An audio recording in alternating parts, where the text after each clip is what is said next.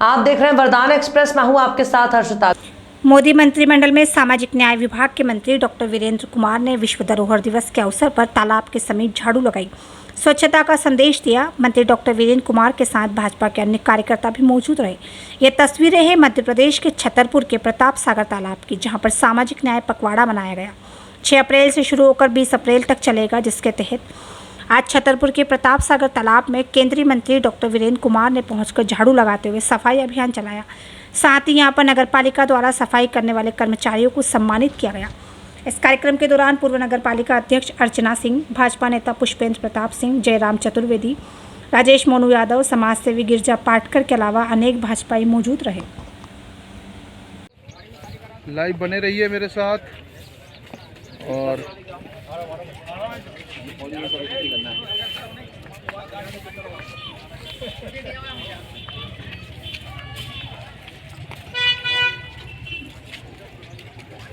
तो काफ़ी गर्मी में चलता हुआ अभियान अब आगे बढ़ता हुआ और लगभग के लिए एक बड़ा कार्यक्रम आज समझ में आ रहा। और देखिए एकत्रित करके कचरे को किस प्रकार उठाया जा रहा है।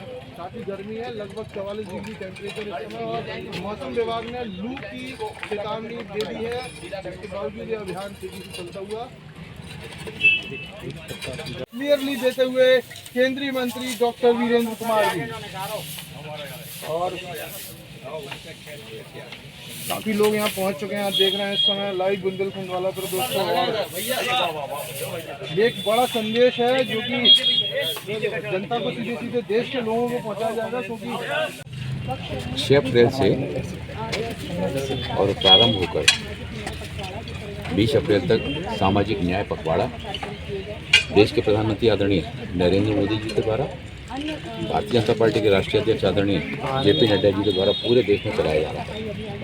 आज विश्व धरोहर दिवस, और इसमें हमारे जो देश के तालाब हैं, बावड़ियाँ हैं, प्राचीन मंदिर हैं, ऐसे सारे स्थलों को, ये हमारे बरसों पुराने ये धरोहर स्थल हैं।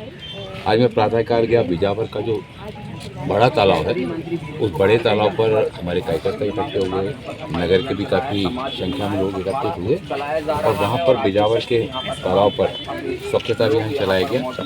इसके बाद मऊ सहानिया जगत सागर तालाब काफ़ी पुराना तालाब है, और वहाँ पर शनिदेव जी का बहुत प्राचीन मंदिर है। उस परिसर में भी जाकर स्वच्छता अभियान चलाया गया। और वहाँ पर एक चीज़ बहुत अच्छी लगी कि मऊ सहानिया के लोगों के साथ ही साथ नौगांव से भी बड़ी संख्या में लोग आए थे। ये हमारे पूर्वजों के द्वारा जो धरोहर हमको दी गई है, अभी नर्मदेश्वर मंदिर और ये प्रताप सागर तालाब, ये प्रताप सागर तालाब हम लोगों से कई पीढ़ियाँ पहले ये बना हुआ है। नर्मदेश्वर मंदिर का बहुत ऐतिहासिक महत्व है। ऐसे स्थलों पर आकर और स्वच्छता अभियान के माध्यम से हम समाज में ये संदेश देना चाहते हैं कि जो चीज़ें हमारे पूर्वजों ने हमको धरोहर के रूप में छोड़ के गए हैं, हम अगर वैसा नहीं बना सकते हैं तो हमको उनको संरक्षित कर रखने का, उनको स्वच्छ रखने का, उनके ऐतिहासिक और धार्मिक महत्व को बनाए रखने के लिए ये ज़रूरी है कि समाज इस दिशा में आगे आए, ताकि जो हमको मिला है आने वाले कल में, आज जो बच्चे हैं, ये बच्चे कल जब नागरिक बनेंगे तो वो ये संदेश ना जाने पाए कि हमारे पूर्वजों ने, उनके पूर्वजों के द्वारा जो धरोहरें दी गई थी उनका संरक्षण नहीं किया और हमको टूटे फूटे खंडहर के रूप में मिला। यहाँ लोग बाग, मैंने देखा कि शाम को अक्सर यहाँ पर लोग बाग मछली दाना चुगाने के लिए आते हैं, मछलियों को दाना देते हैं। नगर के प्रतिष्ठित लोग आते हैं, बुजुर्ग लोग आते हैं, युवा भी आते हैं। और हम सब अगर ये संकल्प लें कि ये जो प्रताप सागर तालाब है, नर्मदेश्वर मंदिर है, इसको स्वच्छ रखने की जिम्मेदारी हम सभी की है।